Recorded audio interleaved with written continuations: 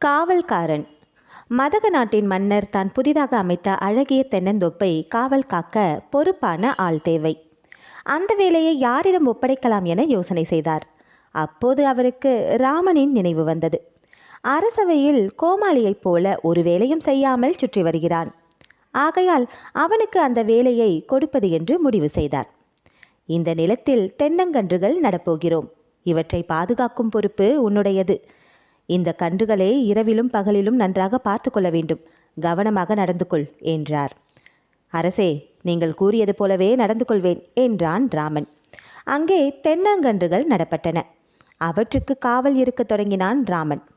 பகல் வேளையில் அவற்றை பார்த்து கொள்வது அவனுக்கு எரிச்சலாக இருந்தது. இரவு வந்தது. வீடு செல்ல வேண்டும்.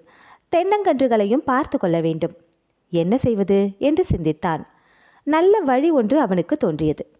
தென்னங்கன்றுகளை எல்லாம் பிடுங்கி ஒன்றாக கட்டினான். அவற்றை தூக்கி கொண்டு தன் வீட்டிற்கு வந்தான். தன் கண் பார்வையிலேயே அவற்றை வைத்திருந்தான். பொழுது விடிந்தது.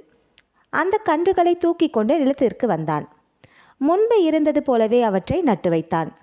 பொழுது சாய்ந்ததும் அவற்றை பிடுங்கி எடுத்துக்கொண்டு தன் வீட்டிற்கு சென்றான். இப்படியே தொடர்ந்து நடந்து வந்தது. ஒரு வாரம் சென்றது. தென்னங்கன்றுகள் எப்படி இருக்கிறது என்று பார்ப்பதற்காக அரசர் அங்கு வந்தார். தென்னங்கன்றுகள் அனைத்தும் வாடி கிடப்பதை பார்த்தார். கோபம் கொண்ட அவர், நீ பொறுப்பாக தென்னந்தோப்பை காவல் காப்பாய் என்று உன் பொறுப்பில் விட்டேன். எல்லா கன்றுகளும் வாடி கிடக்கின்றன. என்ன செய்தாய் என்று கோபமாக கேட்டார். அரசே, நீங்கள்தான் இவற்றை பகலிலும் இரவிலும் நான் காவல் காக்க வேண்டும் என்றீர்கள். இரவில் நான் இவற்றை வீட்டிற்கு எடுத்துச் சென்று பாதுகாத்தேன். பகலில் மீண்டும் இவற்றை இங்கே நட்டேன். நீங்கள் சொன்னது போலவே நடந்து கொண்டேன். இவை ஏன் வாடிவிட்டன என்று எனக்கு தெரியவில்லை என்றான்.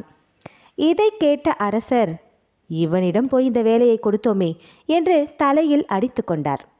அப்பாடா, தப்பித்தோம் என்று நினைத்து பெருமூச்சு விட்டான் ராமன். மீண்டும் ஒரு சிறுகதையோடு சந்திப்போம். நன்றி.